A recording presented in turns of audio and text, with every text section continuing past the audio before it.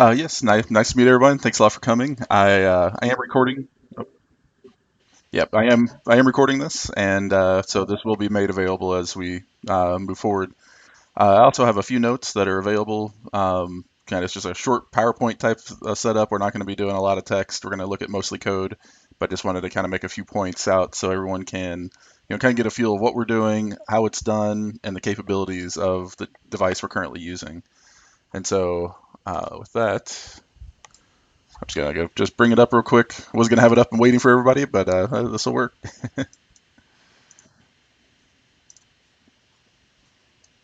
Well, that's of course.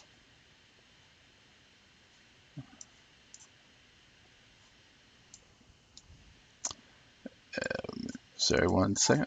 All right, there we go. Sorry, too many monitors.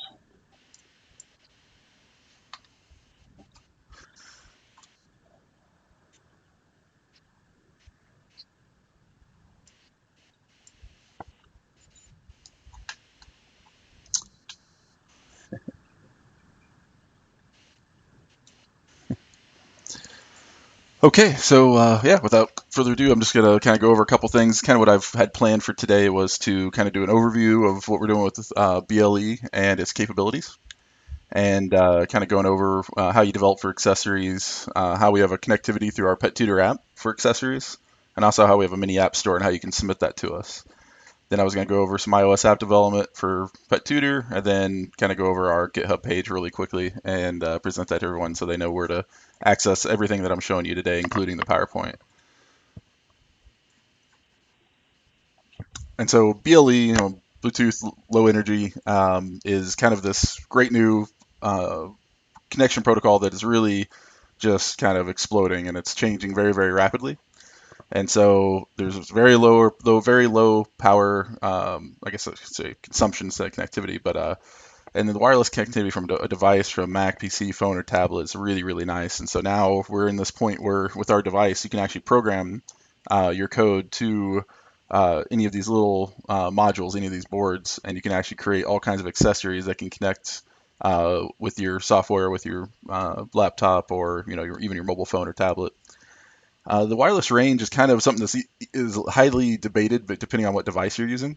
And so we use the light blue bean, which I'll be talking about next, but it ranges anywhere from, they claim up to 120 feet, which I've yet to see. That's kind of line of sight in perfect conditions.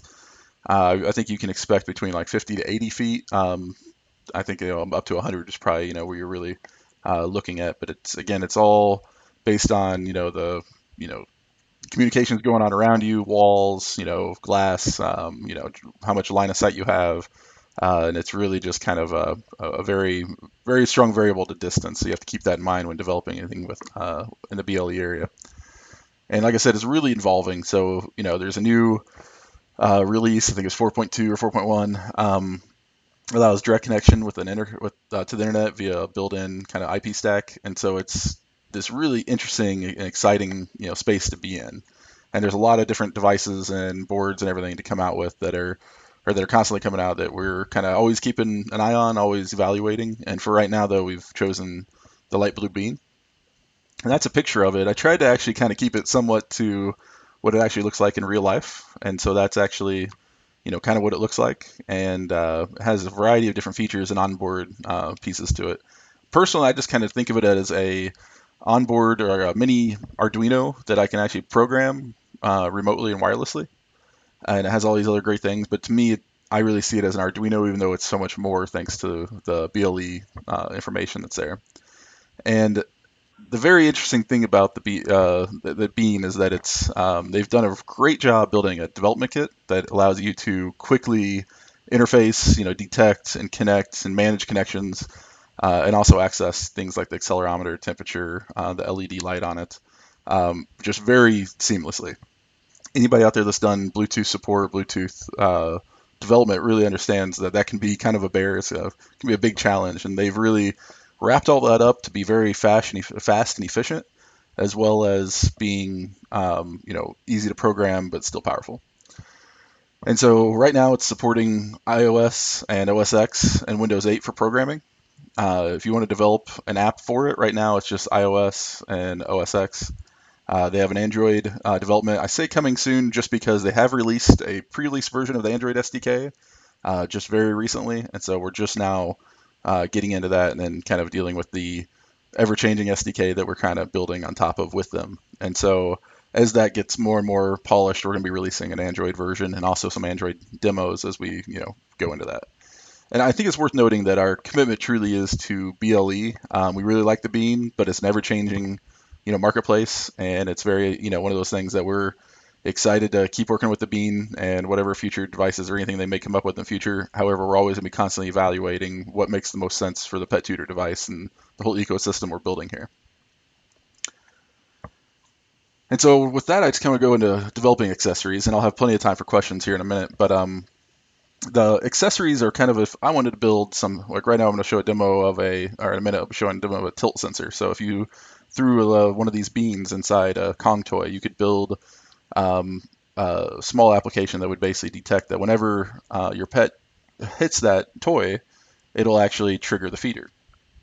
And one thing that's just kind of the main point, we're trying to build this as easy to develop and as simple as we possibly can. And so, but for accessories, we have kind of this process of your accessory or your bean, what you program, will have to connect to our mobile app, and then that will trigger the feeder automatically based on our development cycle. And then, if there's any feedback from the feeder, it returns back through the app. The reason for this, at this current time, there's no way to do a direct bean-to-bean communication. And so we've created a messaging system, and kind of that's this intermediary source of it just kind of handles the whole messaging system that passes commands back and forth. And so really the ability is you build your accessory, it's connected to through our mobile app, and then it connects and sorry, I got a few. Yeah, sorry. Yeah, I actually let it back up just a second. Sorry. Okay, I had three. Okay, there we go. Okay.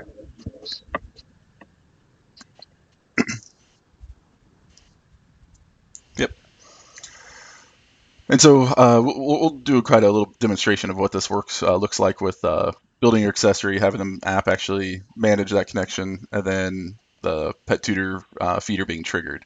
Again, we've tried to make this as simple as we possibly can. And so with that, I just kind of wanted to go over just what it takes to actually build an accessory. We've basically given you two options on ways to trigger a feeder. And so the step is you basically build a communication, or you make a connection to a bean, which I'll show you in a minute. And then you can trigger the feeder in one of two ways. You can send a serial command, and it's just a string of CMD accessory feed. Or you can actually use the scratch banks, which are 5 banks of memory that you can actually access from an app, from the Arduino, or a variety of ways just to set additional data back and forth. And so if you set on a feeder the scratch bank 5 to 1, that's what that's basically saying, which I'll go over again in a minute, that'll actually also trigger a feeder.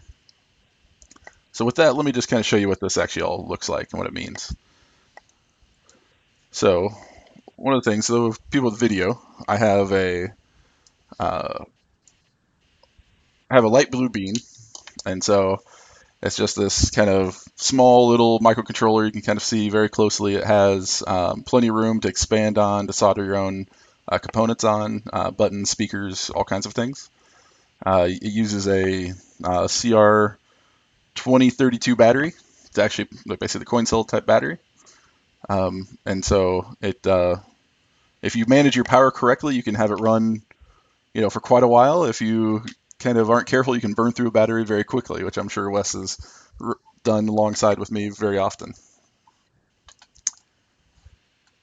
And so,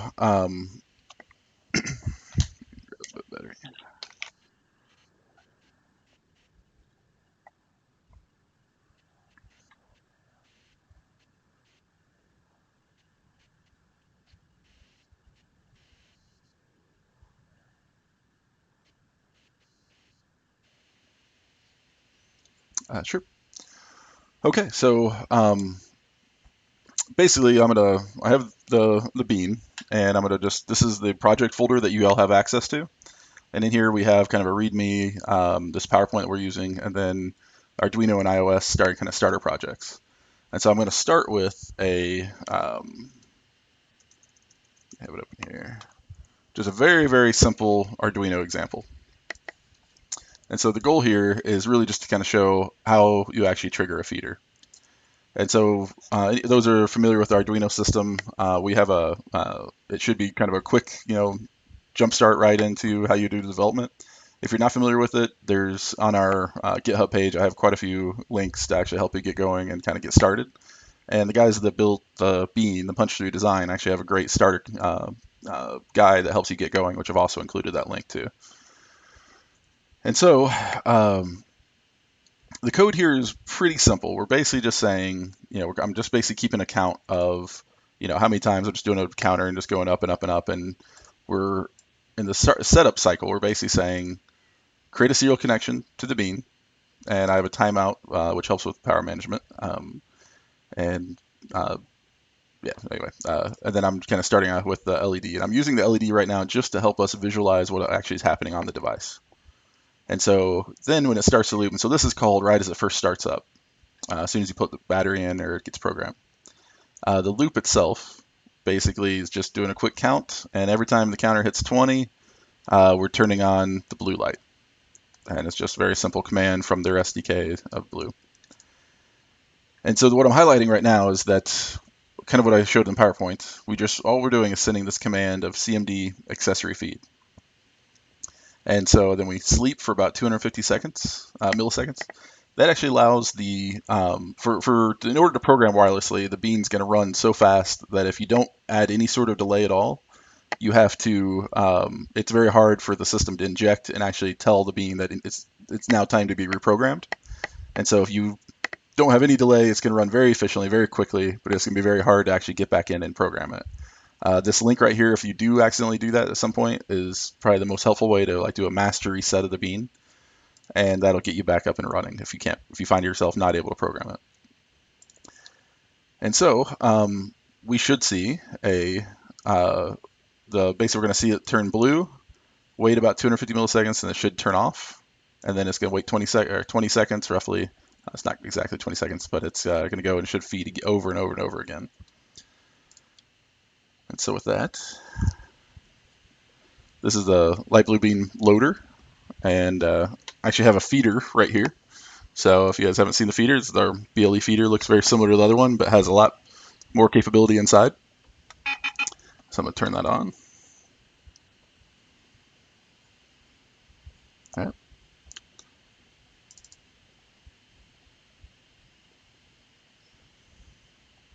And here I'm just doing a quick connection. We'll do a program, a sketch. Oh wait, sorry. Yeah,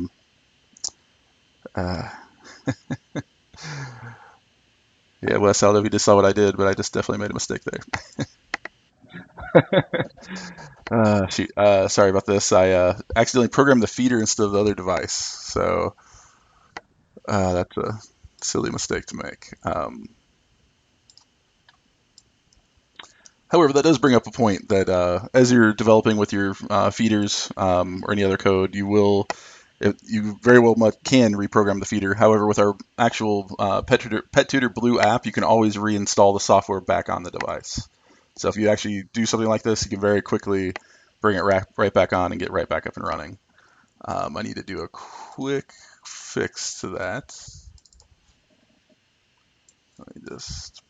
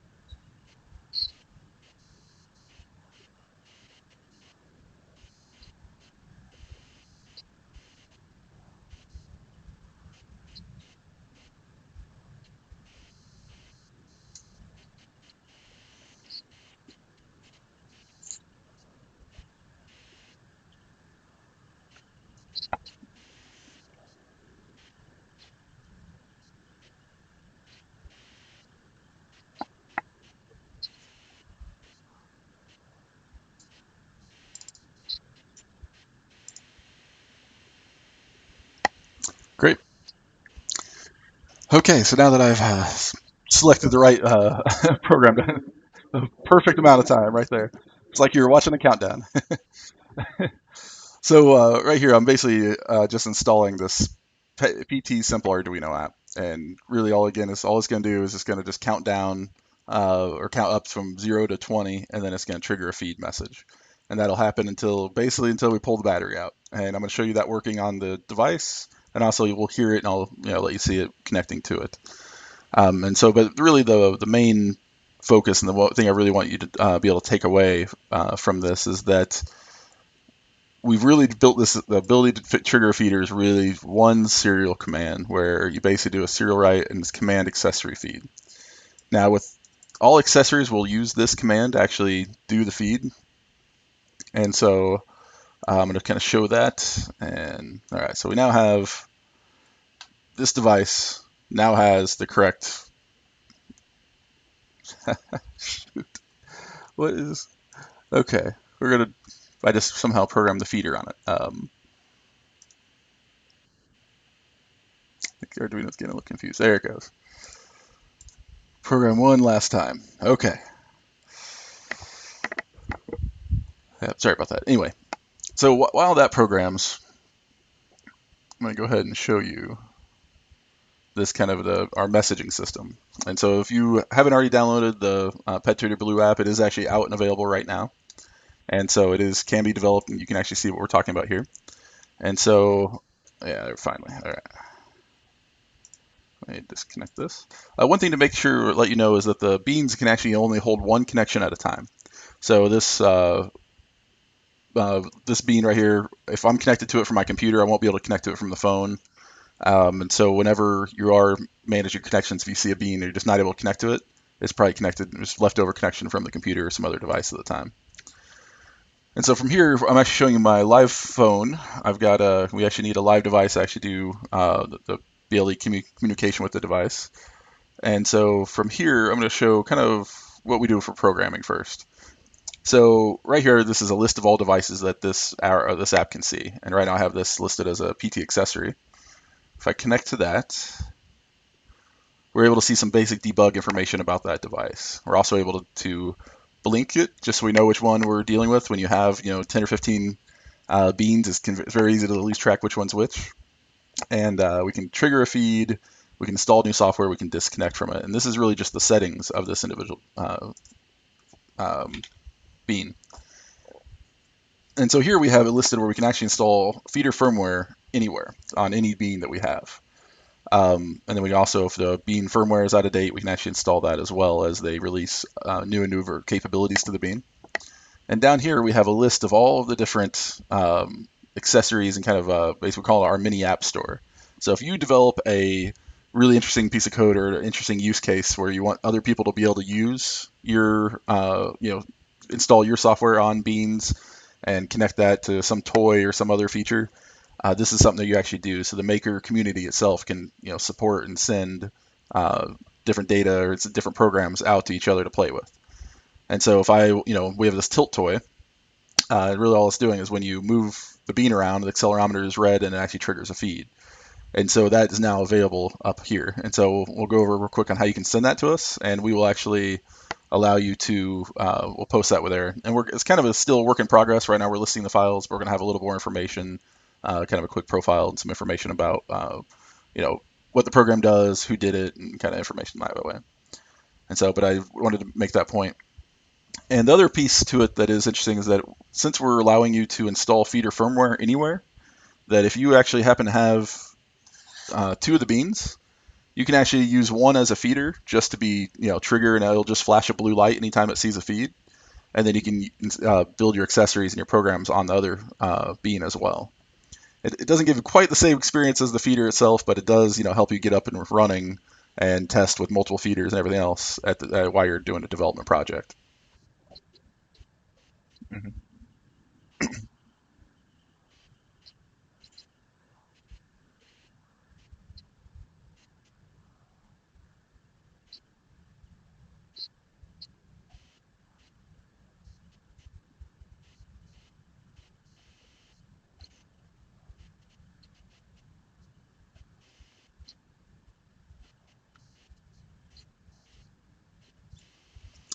Absolutely. I had the same situation happen, and I kind of wondered, taken, should have I turned my beans off before we took off? That was a question. I didn't know what to do. I figured if a bean probably isn't going to affect anything too much. So anyway, okay. So kind of back to kind of finally get to the demo of where it's actually working is that we now have in our app we can actually come back, we can choose devices. It'll all try to the app will try to automatically connect. Test is actually the accessory. Why is that listing that as? Okay, shouldn't matter. Oh boy. Okay, so we're seeing it happen actually. So my mistake earlier of writing them to both as a feeder is actually messing up where they're actually being seen. But every 20 seconds, we're going to see a interaction with this bean. Should be happening again soon. And can you see that flash happening on the screen? Okay. So that's actually triggering the feeder. Sure, if it's pretty hard to see right now, but it's actually triggering the feeder, and every 20 seconds we're seeing a flash, and that's letting us know from the app that our accessory is triggering the feeder. Now I made a mistake, so it's listing them both as feeders right now, right at the very beginning, but it's typically this would be below that. So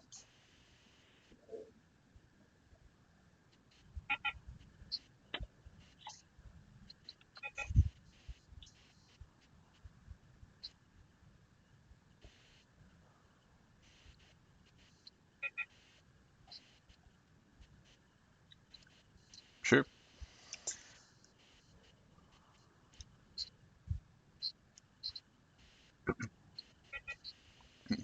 absolutely. And so uh, the other point I do want to make is when you're playing with these different test applications, especially this simple Arduino version, this will not stop unless you pull the battery out at this time or if you reprogram it.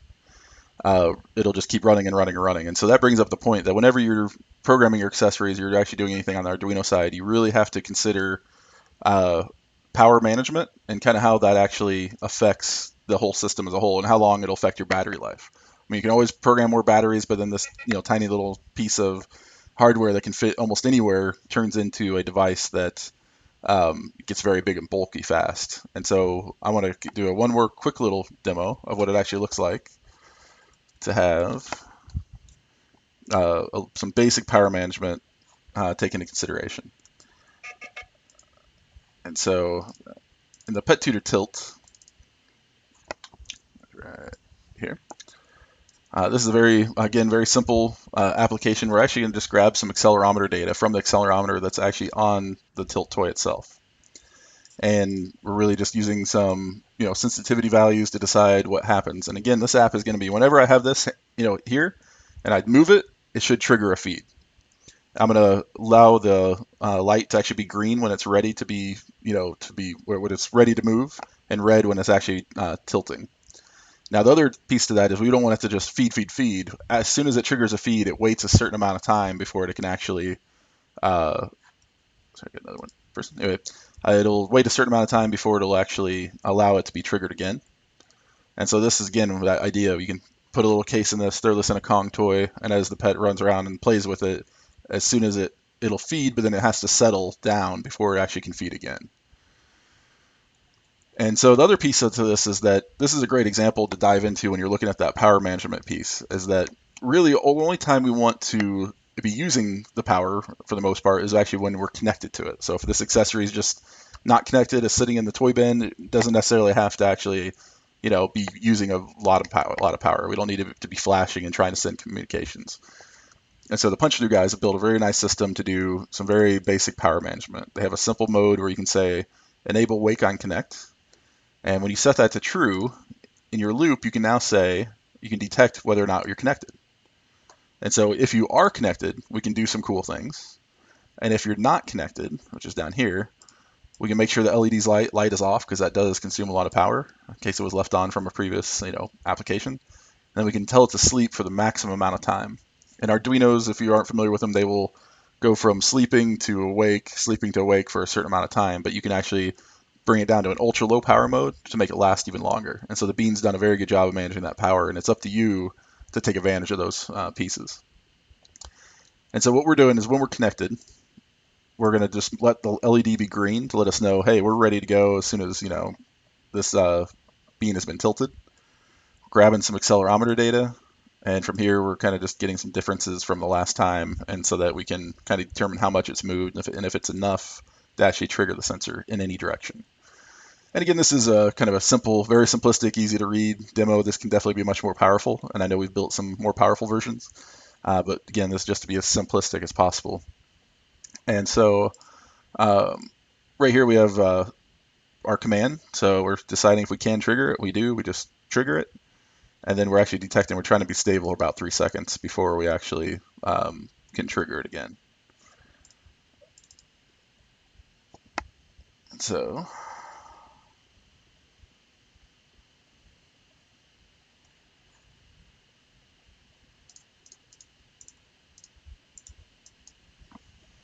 get our connection going.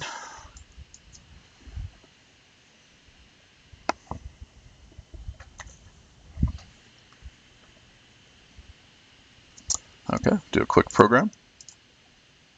Making sure I got programming the right version now. And no, I'm not.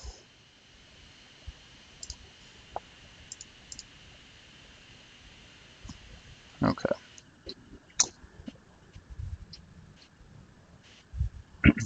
Mhm.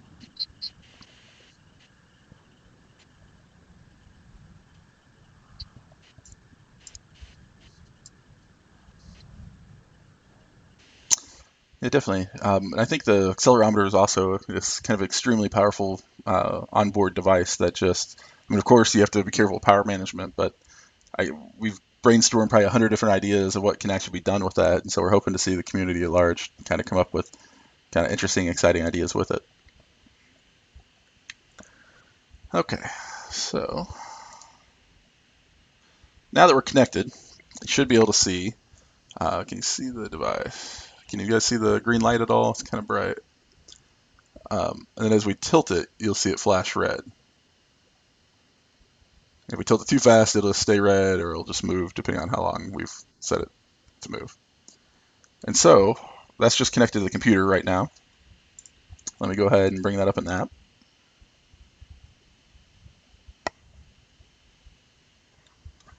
Bring this back over here and make sure my feeder turned off earlier.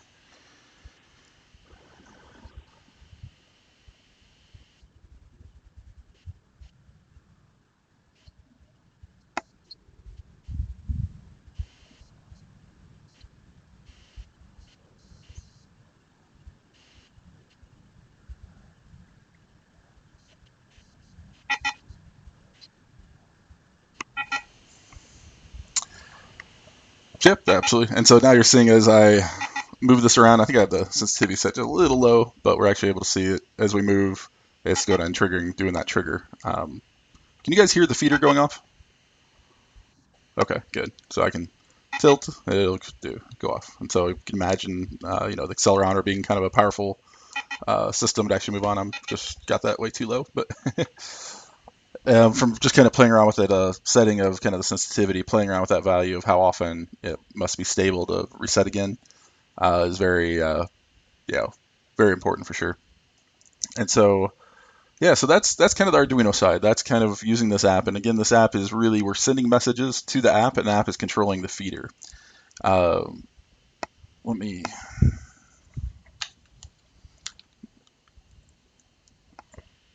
I'm going to bring up a different accessory since I kind of messed up that one just a little bit. So I have another bean here, and just showing that each accessory can be connected to multiple feeders, or individual feeders, sorry. And so as we go through that, we can set a setting, and we can give this guy a name, and then we can actually tell what feeder we're actually going to go to. G is actually the actual feeder that I have, and we can actually set different properties and values, and we can say that each accessory goes to a certain feeder. So if you have a tilt toy, working with feeder A, then you have a clicker device or something like that working with a feeder G. You can actually determine which device goes with which feeder if you want to actually link multiple feeders together.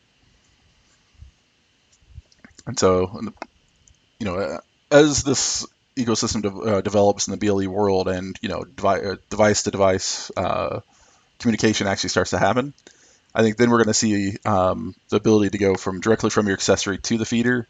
But until that happens, we're going to be going through this mobile app until then.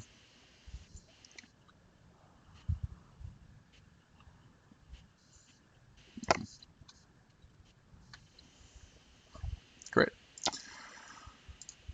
Okay, so that kind of wraps up the accessory piece, or so the building accessories. There's also the ability right now to develop directly for um, the feeder from a iOS application. And so I've got a very basic and kind of very straightforward iOS app that we can actually develop in. And so this is kind of what I kind of see as kind of a starter application for you to actually jump in, learn how to connect to different or detect beans, learn how to connect to them, disconnect to them, and kind of manage those connections as a whole. And also, of course, how to trigger our feeder from that source code. And so what we have here is this is Xcode for iOS app development. We have kind of a really two-screen view and navigation controller that's allowing these to be displayed one after another.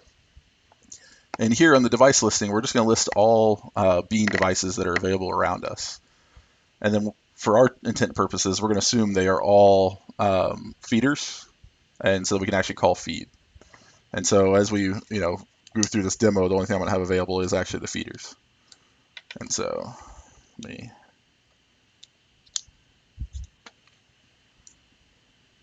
get this set up.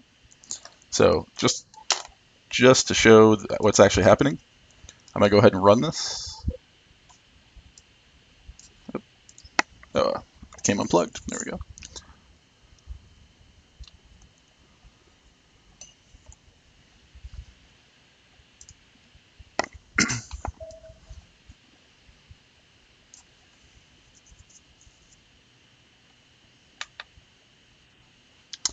Okay, and so what's happening here is we're actually seeing that, again, this is on my actual device, not the emulator. The emulator, unfortunately, you're not able to connect directly to it. You have to have a device. An iPod, the 5th generation, iPod Touch 5th generation, or any iPhone 4S and above actually has the BLE built in and can actually connect. If you have a 4 or below, sorry, that won't work. You have to get a newer device. And I believe the iPad 2 and above, which is fairly like around the 4S is when iPad 2 came out, I believe. So it's anything in those devices will actually you can develop for. And so what's happening behind the scenes, we're just looking for any beans that are broadcasting and declaring that they are, out there. And you actually can manage a connection. I'm just going to select here and tap that. It'll do a connection, and then now we're actually able to say, I'm now connected from my phone directly to this feeder. And so with that, I have two ways of triggering, which I kind of mentioned before, is we have this serial command where you can send it that command feed, or you can actually send it the scratch bank, which is bank 5 on the bean that's built in to a value of 1, which is feed.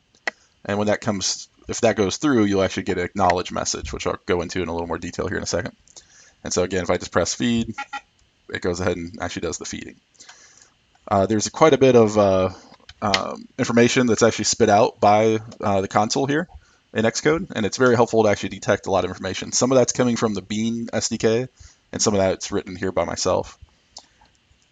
And so to kind of just illustrate how this actually works, I just have really two views. And so in here I've used pod files, and I've included a quick guide on our GitHub page on how to actually get going. But if you download this project, I have the Bean SDK is actually brought in to this project. And so it's really just a one line of code to get the Bean SDK into your project. And then from there, it's just a matter of creating, including the PTD Bean manager. And we have two delegates we're going to have. And this is basically allow for messaging and callbacks to come back to you.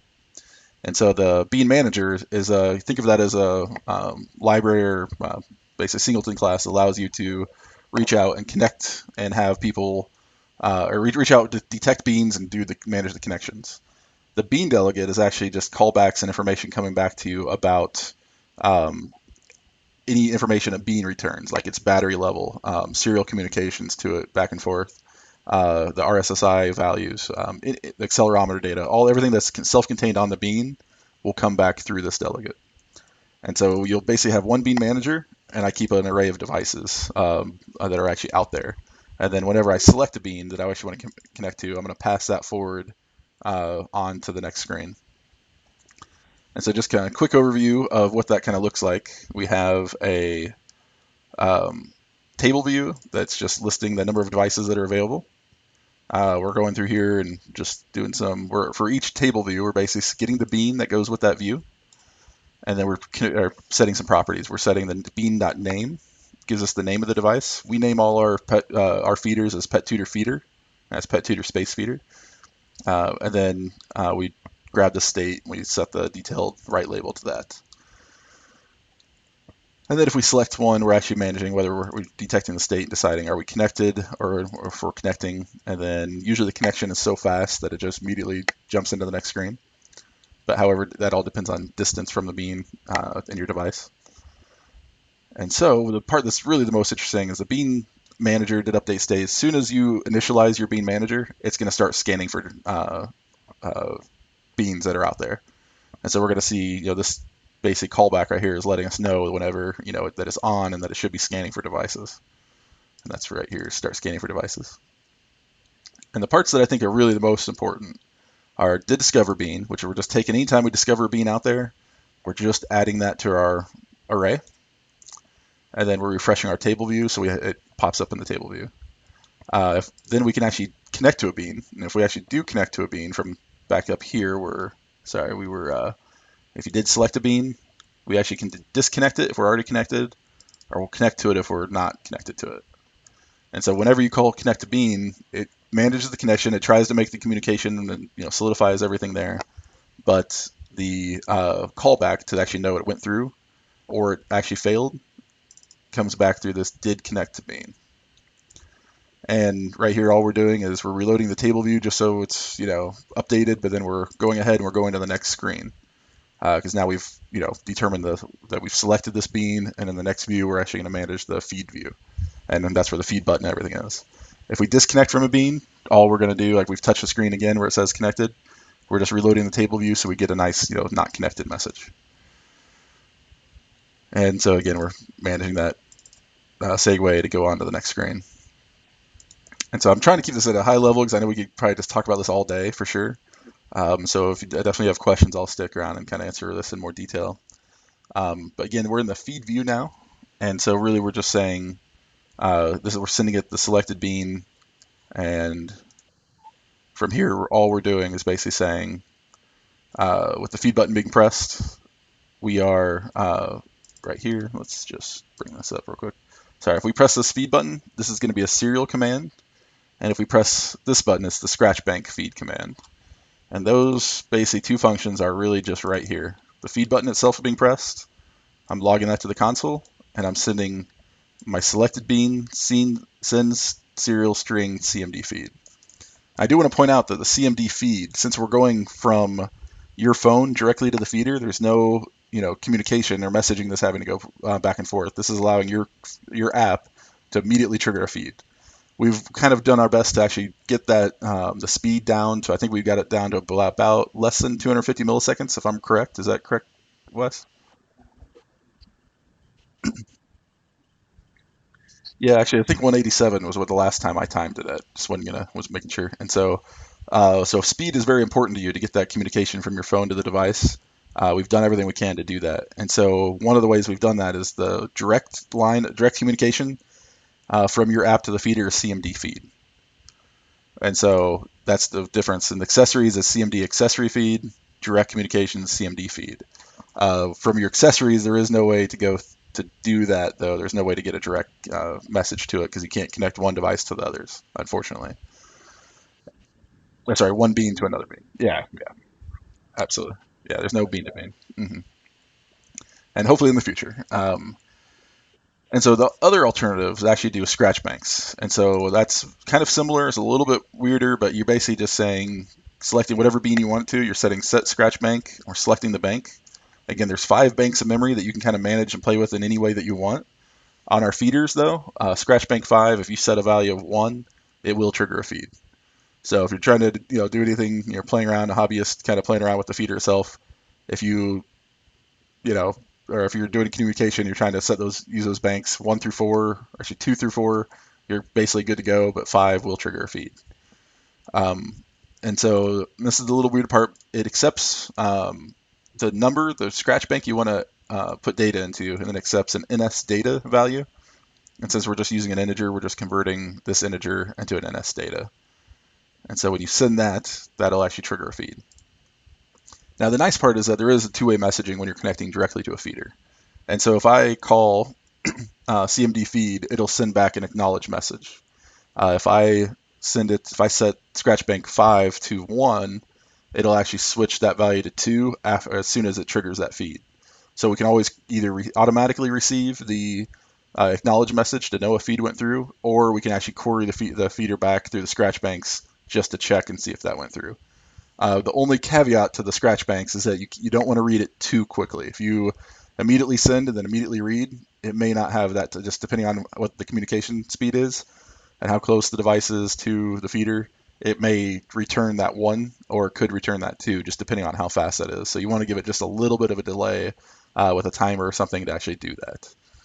And so I highlighted how we actually read the scratch bank, and there's a callback that's did read scratch bank that comes from that, and that's the only call you have to make, and that'll return the value that you want.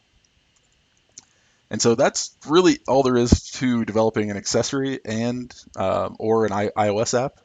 iOS or OS X is the exact same code base for like a Mac app, and so that's really where it stands. And the complexity usually when getting started is learning how to get the Arduino side up and running and kind of understanding that side if you don't have experience there, or if you've never built an iOS app, or you are good at apps you just haven't seen the Bean SDK.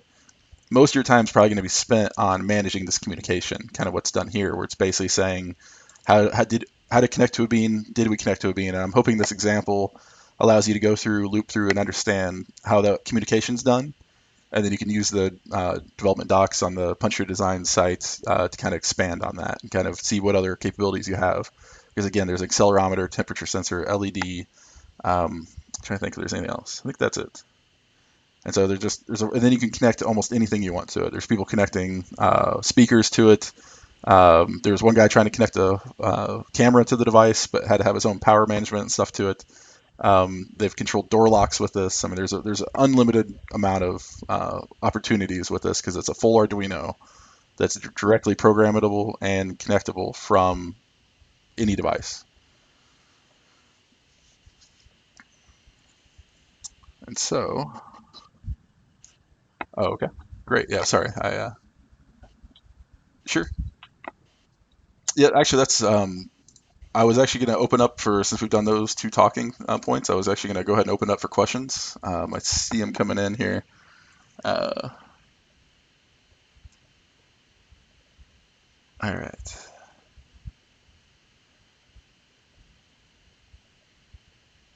Okay, so which GitHub Smart training should? Yeah, so it's actually yeah. So it actually mentioned that it's Smart training has no public repos. Huh. So we've been kind of merging our accounts and getting the GitHub stuff actually put together. In this PowerPoint, I have a list of all the links. And so if you actually want to see this code base, here's the page right here. And so it's under Pet Tutor SDK demos. And that's, again, the folder that I'm working out of that you're seeing. And it includes the PowerPoint that I've listed in there. And we have the Arduino and iOS code. And in here I've typed up just a quick little tutorial. I need to go through it. I'm already seeing some mistakes kind of here and there, but I need to kind of go through a little bit more. So if you see anything, feel free to let me know. And kind of the prerequisites for accessory development. Here's all the links to the punch through design stuff. That gets you going with the Bean SDK and everything. They have great like development guides, whether if you're developing from a Mac or you're developing from a PC or Windows. They have great install guides to get you up and running on just connecting to the beans. And then just general information if you want to get some extra beans. They're all available here. Accessory development, kind of just what we're talking about. We have our link directly to the mobile app, which is on the App Store right now. Again, we'll have Android coming soon. We're just developing as they're releasing that SDK. We're kind of jumping on that right alongside. And so you can download this app for free. And then I just kind of go into some of the things I talked about. I didn't go into the details of managing the communications because I'm going to leave that for you to uh, detect on your end, or kind of just look at the code to kind of manage those communications. I think you'll have to play with that code to understand it. But then really it's just this command accessory feed or scratch banks. Or if you do an iOS development, here's the basic information on how to actually install the basically use. Big fan of Cocoa Pod, so basically just setting up your pod, install and everything. They have all that right here available with GitHub. Then we have our commands of command feed and setting up that scratch bank to actually do the feed. And like I said earlier, we're working on, they just released their SDK for Android. We're really pushing for that and trying to get that out. But they're changing that very quickly. So we're kind of helping them, we're kind of seeing bugs and everything else go through. And so we're trying to develop as fast as we can while still we're delivering a final product that's, good and bug free and is very stable. And so as we get that through, we'll be posting those examples here, and we'll let the whole community know because I know it's a big piece to everything. So, and yep, okay, good. So the PowerPoint is available. Okay, it actually already is. So if you actually see it right there,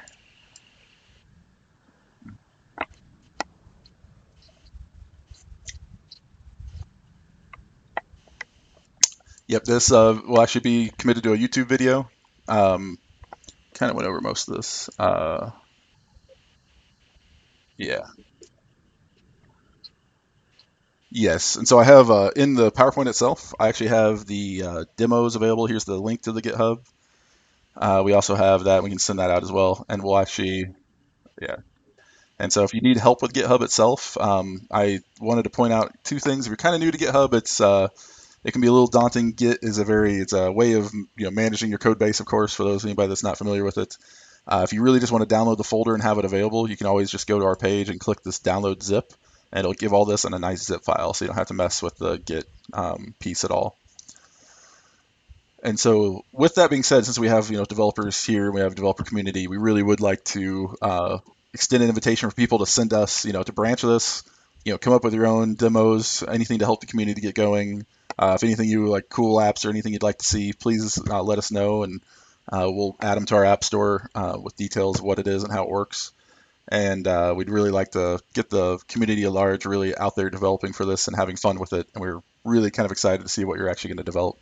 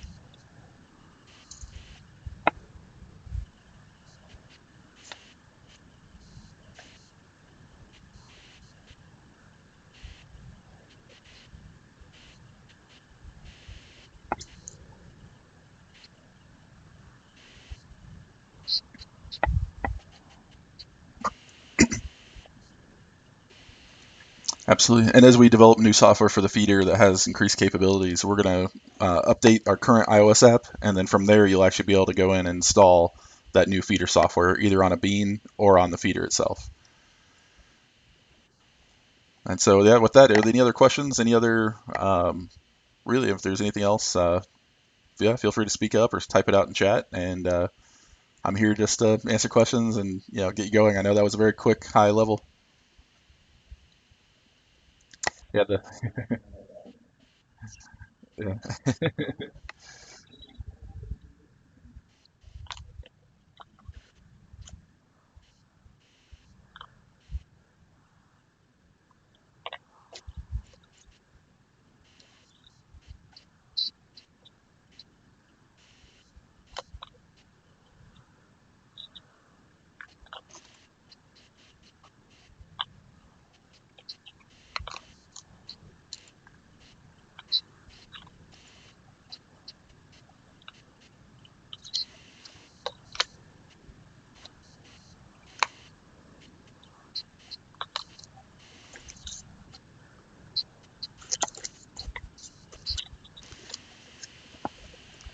I definitely. I'll say that having a lot of beans really that's just a fraction of it. That's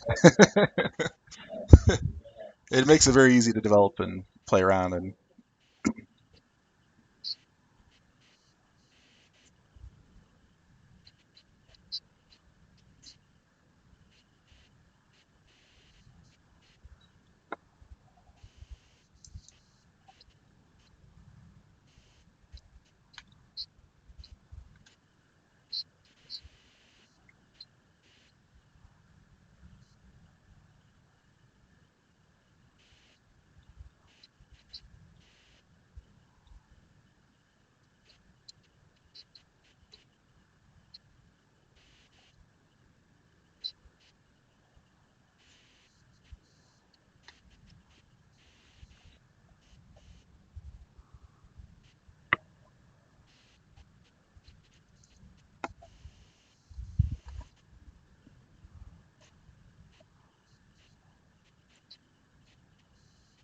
yeah, it's definitely. And I've seen it published several times that it's 7, and I think we've kind of blown up that myth quite a bit. It's definitely more than 7, so you might read that somewhere, but it's yeah,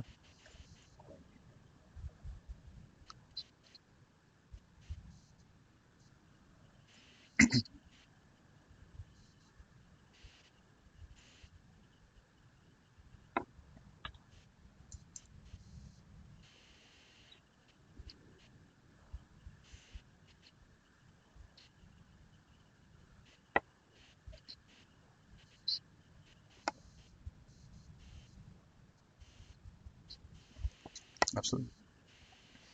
Yeah, are there any more questions or anybody even want to state what platform they're most interested in? Is the accessory side the most exciting? Are you more interested in the app piece to it, or anything you want to share would be great just for us to know. And again, we're always available for questions and contact us anytime. Oh, that's great. So working on both sides. Cool.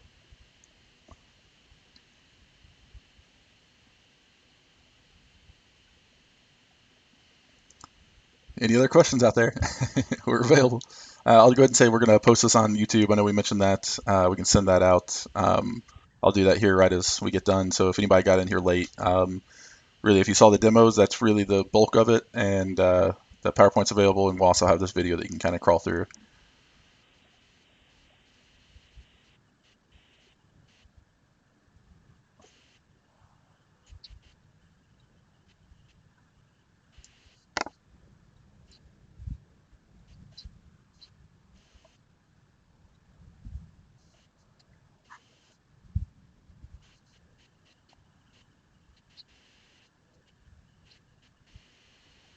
Yeah, yeah, that's exciting. You actually build a clicker box. That's pretty cool. I'll have to look into that more. No problem. No problem at all. Again, if you guys see, anything that you have questions on, please don't hesitate to let me know. I don't know if it's up yet. We were doing a tech at smartanimaltraining.com. I put that actually in the here. I don't think it's actually set up right. Is that correct, Wes? I know we mentioned it, and then the email address tech at smartanimaltraining.com. Okay, yeah, we'll get that set up immediately. But yeah, if you have any other questions, feel free. You can just contact Wes at Smart Animal Training, or is that okay? Okay, definitely.